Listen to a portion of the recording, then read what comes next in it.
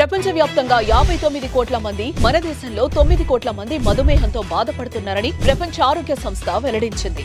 ప్రతి 7గురిలో ఒకరు డయాబెటిస్ తో బాధపడుతున్నారు. భవిష్యత్తులో ప్రతి 7గురిలో 4 అయ్యే అంచనా. డయాబెటిస్ మీద పూర్తి అవగాహన అందించి డయాబెటిస్ నుంచి తెలుగు ప్రజలను కాపాడే ప్రయత్నం చేస్తోంది సుమన్ టీవీ.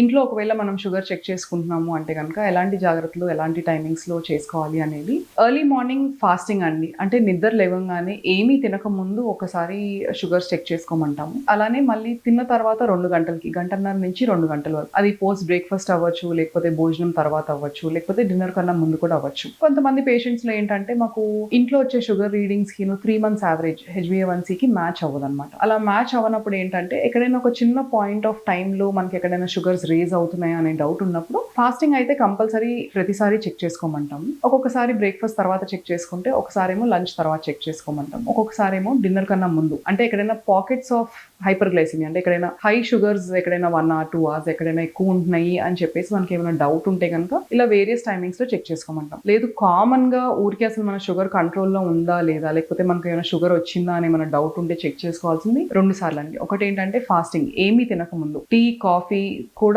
ఏమీ తాగక ముందేనండి. Absolutely fasting compulsory 8 to 10 hours fasting ఉన్నప్పుడు నిద్ర లెగవంగానే ఫస్ట్ ఒకసారి షుగర్ చెక్ చేసుకోవాలి. తర్వాత తిన్న తర్వాత 2 గంటలకండి. ఇవన్నీ మనం ఇంట్లో గ్లూకోమీటర్ ద్వారా చెక్ చేసుకోగలుగుతాం. చాలా మందికి డౌట్ ఏంటంటే ఈ గ్లూకోమీటర్ కి మనం ల్యాబ్ లో ఇచ్చిన టెస్ట్లకి ఏమైనా డిఫరెన్స్ ఉంటుందా, ఎక్కువ ఉంటుందా అంటే నెగ్లిజిబుల్ చేంజెస్ అసలు అంటూ ఉంటాయండి. బట్ దాన్ని పట్టించుకోవాల్సిన అవసరం ఏమీ కనిపించదు అనమాట. తిన్న తర్వాత 2 గంటలకి పోస్ట్ ప్రాండియల్ షుగర్స్ అంటాం అనమాట. సో బ్రేక్ఫాస్ట్ తర్వాత గంటన్నర 2 గంటలు కానీ, లేకపోతే లంచ్ తర్వాత 2 గంటలు కానీ, మీకు ఏది ఫీజిబుల్ అయితే అది చూస్ చేసుకోవచ్చు అనమాట. మేము సజెస్ట్ చేసేది ఏంటంటే లంచ్ తర్వాత, ఎందుకంటే లంచ్ అనేది ఒక హెవీ మీల్ కాబట్టి లంచ్ తర్వాత 2 గంటలకి చెక్ చేసుకోమని చెప్తాం అనమాట.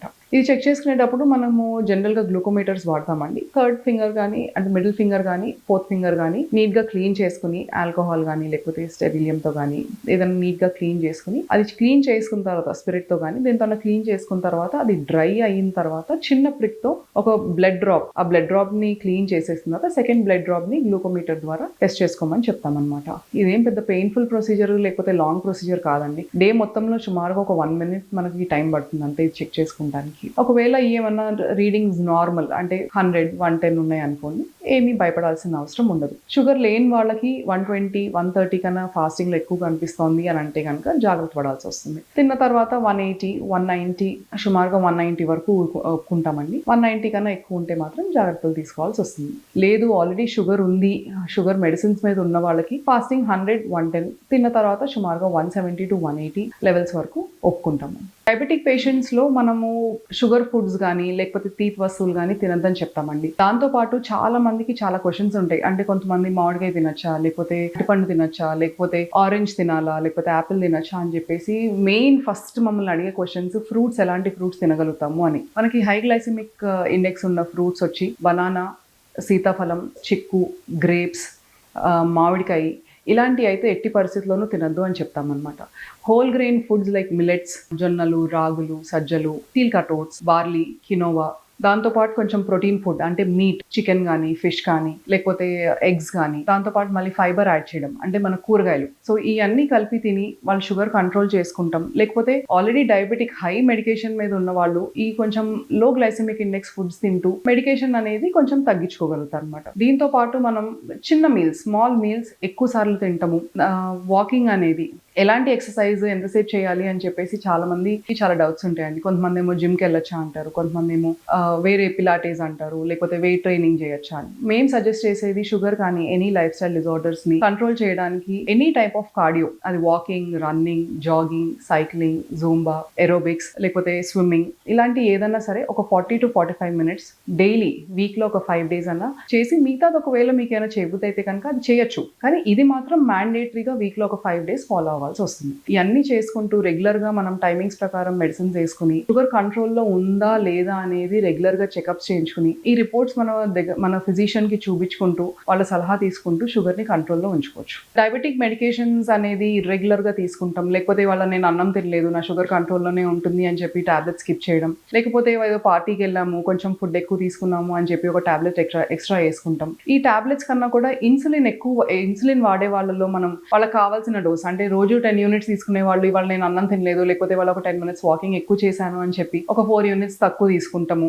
లేకపోతే నేను ఇవాళ ఎక్కువ తిన్నాను అని చెప్పి ఒక 4-5 యూనిట్స్ ఎక్స్ట్రా తీసుకుంటాము. ఇవన్నీ సెల్ఫ్ మెడికేషన్ అనేది డయాబెటీస్ లో అసలు సజెస్ట్ చేయమండి. అట్లా అన్నిటి మూలంగా మీకు ఈ షుగర్స్ అప్ అండ్ డౌన్ అవుతాము, షుగర్స్ డౌన్ అయ్యి మళ్ళీ దానికోసం అని చెప్పి మళ్ళీ ఏదైనా స్వీట్ తింటాము. ఈ ups and downs of sugars will cause more harm. అంటే ఈ ఎక్కువ చెడు చేస్తాయి మనకి. అది హై అయినా లో అయినా దానికన్నా ఈ అప్ డౌన్ మనము మెడిసిన్స్ ఆల్టరేషన్స్ లేకపోతే డైట్ ఆల్టరేషన్స్ మూలంగా ఈ అప్ అండ్ డౌన్ అనేది మనకి ఎక్కువ ఆర్గన్ ఇంజురీస్, ఆర్గన్స్ మీద ఎక్కువ ప్రెషర్ చూపిస్తాయి. సో ఈ అప్స్ అండ్ డౌన్స్ అనేది అవాయిడ్ చేయమని చెప్తాం. వీటిలో మనకి ఒక సింపుల్ పద్ధతి ఏంటంటే అండి, అప్పట్లో మన పనులు మనమే చేసుకునేవాళ్ళం. అప్పుడంతా ఇంత బిజీ లైఫ్, ఇంత స్ట్రెస్ఫుల్ లైఫ్ ఒకప్పుడు జనరేషన్ చూడలేదండి. వాళ్ళ పనులు వాళ్ళు చేసుకునేవాళ్ళు. బావిలోంచి నీళ్లు తెచ్చుకుంటాం కానీ, బిందెలు మోసుకుని రావడం కానీ, ఇవన్నీ వాళ్ళ యాక్టివిటీస్.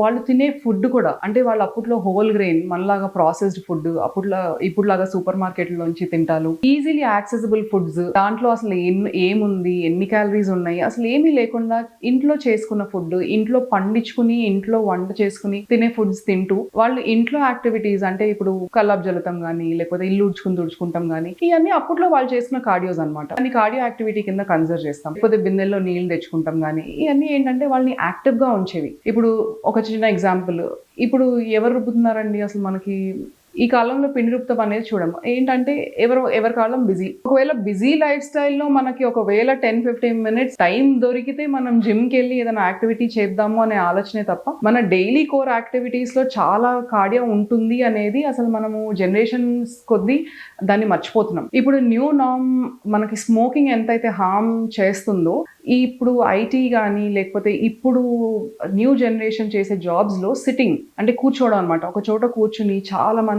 6 గంటలు 8 గంటలు లెగకపోవడం, sitting is considered the next smoking. అంటే స్మోకింగ్ మూలంగా మనకి ఎంత హాని ఉంటుందో బాడీకి, సిట్టింగ్ మూలంగా కూర్చుంటం మూలంగా కూడా మనకు అంతే హామ్ ఉంటాయింది అనేది ఒక ప్రూవెన్ ఫ్యాక్ట్ అనమాట. సో ఇదన్నీ అవాయిడ్ చేయడం ఏంటంటే, అంటే ఇప్పుడు మా దగ్గర చాలా మంది వస్తారు, మేము ఇంట్లో పని చేస్తున్నాము, ఇండ్లు ఉడుస్తాము తుడుస్తాము, మాకు ఈ యాక్టివిటీ సరిపోతుందా, మేము ఇది చేస్తే వాకింగ్ చేయాల్సిన అవసరం లేదా అని అలా చూసుకుంటే అండి, లైఫ్ స్టైల్ డిజార్డర్స్ ఏమన్నా రాకుండా ఉండటానికి మీరు ఇంట్లో చేసే పనుల వరకు సరిపోతాయి. కానీ మీరు యాక్టివ్ గా ఉండటానికి లేకపోతే ఒక లైఫ్ స్టైల్ డిజార్డర్ ని కంట్రోల్లో పెట్టుకుంటానికి అవి సరిపోవు. ఎందుకు అంటే, ఒకటి మనకు అవన్నీ చిన్నప్పటి నుంచి అలవాటు అయి ఉంటాయి. రెండోది ఏంటి అంటే, మనం కొంచెం ఆయాసం రాగానే లేకపోతే కొంచెం టైర్డ్ అవ్వగానే ఆపేస్తాం. అలాంటప్పుడు మన హార్ట్ రేట్ అనేది కార్డియో కింద కన్సిడర్ చేయలేం. హార్ట్ రేట్ అనేది ఒక పాయింట్ లో మెయింటైన్ అవ్వదు, ఎందుకంటే మనం మధ్యలో ఆపేస్తూ ఉంటాం కాబట్టి. సో మన డైలీ కోర్స్ మనకి ఇంపార్టెంట్, చేసుకోవాలి to keep our cells active. But life style disorders ని కంట్రోల్లో పెట్టుకుంటానికి మ్యాండేటరీ ఎక్స్ట్రా కార్డియో ఒక 45 minutes కంటిన్యూస్ గా వాకింగ్ అనేది కంపల్సరీ.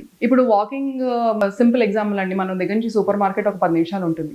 ఈ కాలంలో అందరూ 2 వీలర్సే కానీ వాకింగ్ అనేది వెళ్ళి వాకింగ్ చేసుకుంటూ సూపర్ మార్కెట్కి వెళ్ళడం కానీ, వాళ్ళ వస్తువులు మోసుకుని తీసుకుని రావడం అనేది మనం చూడట్లేదు. పాతకాలంలో బిందెలు మోసేవాళ్ళు, మనం కనీసం వెళ్ళి సూపర్ మార్కెట్ వరకు వెళ్ళి మన వస్తువులు మనం నడుచుకుంటూ వెళ్ళి తీసుకొచ్చినా చాలండి. ఇప్పుడు మనకి ఏ చిన్నది కావాలన్నా సరే 2 వీలర్స్ 4 వీలర్స్ అనేది ఒక అలవాటు అయిపోయింది. ఆ అలవాటుని మార్చుకుని మనం వాకింగ్ కానీ లేకపోతే ఒక చిన్న సైకిల్ కొనుక్కుని సైకిల్ వేసుకుని వెళ్ళామనుకోండి, మన యాక్టివ్ గా ఉంటాము, లైఫ్ స్టైల్ డిజార్డర్స్ రాకుండా ప్రివెంట్ చేస్తాము, పొల్యూషన్ కంట్రోల్లో కూడా పెట్టడానికి ఛాన్సెస్ ఉంది. మిల్లెట్స్ రైస్ కంపేర్ చేసుకుంటే అండి, మనం ఎప్పుడైనా డయాబెటిక్ పేషెంట్స్ లో మాట్లాడేటప్పుడు, వాళ్ళకి డైట్ ఎక్స్ప్లెయిన్ చేసేటప్పుడు, లైఫ్ స్టైల్ చేంజెస్ చెప్పేటప్పుడు మనకి glycemic index of the food is important. Glycemic index of the food అంటే ఏంటంటే, ఎంత తక్కువ గ్లైసెమిక్ ఇండెక్స్ ఉంటే అంత షుగర్స్ తక్కువ రేజ్ అవుతాయి. అంటే మనకి ఎప్పుడైతే షుగర్ ఎక్కువ రేజ్ అవుతుందో, ఒకటేసారి రేజ్ అవుతుందో, మనకి అది మెడిసిన్ తో కంట్రోల్ చేయడం కొంచెం ఇబ్బంది అవుతుంది. సో లో గ్లైసెమిక్ ఇండెక్స్ ఫుడ్స్ లో one of the example is millets. Millets ని మనకి గ్లైసెమిక్ ఇండెక్స్ రైస్ తో కంపేర్ చేస్తే, వైట్ రైస్ తో కంపేర్ చేస్తే మిల్లెట్స్ లో గ్లైసెమిక్ ఇండెక్స్ కొంచెం తక్కువ ఉంటుందండి. అందుకనే మిల్లెట్స్ తింటే కనుక 3 పూట్లు తినచ్చు. ఒకవేళ మనకి ఏమీ ఇష్యూస్ లేవు, ఒకవేళ గ్యాస్ట్రైటిస్ ఏం రావట్లేదు, బాగానే ఉంది, బాగానే పడుతుంది అంటే కనుక హోల్ గ్రెయిన్ ఫుడ్స్ ఖచ్చితంగా సజెస్ట్ చేస్తామండి షుగర్ కంట్రోల్లో ఉంచుకోవడానికి. మిల్లెట్స్ లాగా మనకి హోల్ గ్రెయిన్ ఫుడ్స్, రాగులు, సజ్జలు, జొన్నలు, ఇవన్నీ రైస్ తో కంపేర్ చేస్తే వీటి గ్లైసెమిక్ ఇండెక్స్ కొంచెం తక్కువ ఉంటుంది. Any whole grain foods suggest చేస్తామండి డయాబెటీస్ కంట్రోల్లో ఉండడానికి. ఇవన్నీ మన పాతకాలం ఫుడ్స్, పాతకాలంలో మన ముందు జనరేషన్ అన్ని తిని మనం చూస్తానే ఉండొచ్చు. ఆ జనరేషన్ లో మనకు అసలు షుగర్, బీపీ అనేది చాలా తక్కువ మందిలో చూసేవాళ్ళం. ఎందుకు ఈ రైస్, ఈ పాలిష్డ్ ఫుడ్స్ ఇవన్నీ తినేది ఈ కాలం generation. So when we say food control, food changes in diabetes, ఖచ్చితంగా రైస్ అవాయిడ్ చేయమని, ఎస్పెషల్లీ వైట్ రైస్ అవాయిడ్ చేయమని చెప్తాము. మిలెట్స్ అనేవి ఒక లో గ్లైసమిక్ ఫుడ్ అండి. మనం వైట్ రైస్ తో ఒకవేళ కంపేర్ చేసి, ఒకవేళ చాలా మంది diabetic patients pre diabetes range లో మా దగ్గరకు వస్తూ ఉంటారు. సో అంటే షుగర్ వచ్చే సూచనలు ఉన్నాయి, ఫ్యూచర్ లో షుగర్ వస్తుంది, ఇలాంటి వాళ్ళు ఏంటంటే మెడిసిన్స్ లేకుండా డైట్ ఎక్సర్సైజ్ తో కంట్రోల్ చేయగలిగిన వాళ్ళకు, చేద్దాం అనుకున్న వాళ్ళకి ఫస్ట్ ఫుడ్ రైస్ తో కంపేర్ చేస్తే మిలెట్సే సజెస్ట్ చేస్తామండి. గ్లైసెమిక్ ఇండెక్స్ అనే ఒక ఇండెక్స్ ద్వారా మనం ఒక ఫుడ్ షుగర్ పేషెంట్స్ లో మంచిదా కాదా అనేది డిసైడ్ చేస్తాం. సో మనం రైస్ తో కంపేర్ చేస్తే మనకి మిలెట్స్ అనేవి లో గ్లైసెమిక్ ఇండెక్స్ ఫుడ్స్. లో గ్లైసెమిక్ ఇండెక్స్ ఫుడ్స్ అంటే దీని మూలంగా మన షుగర్స్ పెద్దగా పెరగవు అనుకున్నప్పుడు మనకి డయాబెటీస్ రిస్క్ కూడా కొంచెం తక్కువ ఉంటుంది. సో దాంట్లో ఒక వెరైటీ మిలెట్స్ అండి. మనకి ఇలా కొర్రలతో పాటు సజ్జలు, జొన్నలు, రాగులు, ఓట్స్, బార్లీ, కినోవా ఇవన్నీ లో glycemic index foods. White rice ని రీప్లేస్ చేయగలిగిన వాళ్ళల్లో షుగర్ కంట్రోల్ టాబ్లెట్స్ లేకుండా ఓన్లీ ఫుడ్ ఎక్సర్సైజ్ తో కంపేర్ చేయాలి అన్న వాళ్ళందరికీ ఇలాంటి ఫుడ్స్ సజెస్ట్ చేస్తామండి. పాతకాలంలో చాలా మటుకు మనం చూస్తే ఎక్కువ మంది కొర్రలు, రాగులు ఇవే తినేవాళ్ళు. అప్పుడు మనకి డయాబెటీస్ అంటే ఒక ఫ్యామిలీలో డయాబెటీస్ చాలా తక్కువగా చూసేవాళ్ళం. డయాబెటీస్ కానీ లైఫ్ స్టైల్ డిజార్డర్స్ కానీ. మనం ఎప్పటి నుంచి అయితే పాలిష్డ్ ఫుడ్స్ స్టార్ట్ చేసామో అప్పటి నుంచే మనకి లైఫ్ స్టైల్ డిజార్డర్స్, షుగర్ రావడము ఇవన్నీ ఎక్కువ చూస్తున్నాం అనమాట. సో మన పాతకాలం ఫుడ్స్, పాతకాలం పద్ధతులు మనం ట్రై చేసి ఒకవేళ అట్లకి సస్టైన్ అవ్వగలిగితే కనుక మిలెట్స్ అనేది మంచి ఫుడ్ అండి రైస్ తో కంపేర్ చేసినప్పుడు. దాంతో పాటు మనం ఒకవేళ ప్రోటీన్ ఫుడ్ కొంచెం అంటే ఎగ్స్ కానీ, కొంచెం పన్నీర్, టోఫు, లేకపోతే దాంతో పాటు మనం కొంచెం వెజిటబుల్స్ యాడ్ చేస్తే కంప్లీట్ మీల్ అవుతుంది. కొంచెం ప్రోటీన్, కొంచెం ఫైబర్, కొంచెం కార్బోహైడ్రేట్, లో గ్లైసెమిక్ ఇండెక్స్ కార్బోహైడ్రేట్స్ ఇట్లన్నిటిని కలిపి చేస్తే కనుక మనకు ఒక ప్రాపర్ మీల్ అనేది డయాబెటిక్ ఫుడ్స్ కి అవుతుంది అనమాట.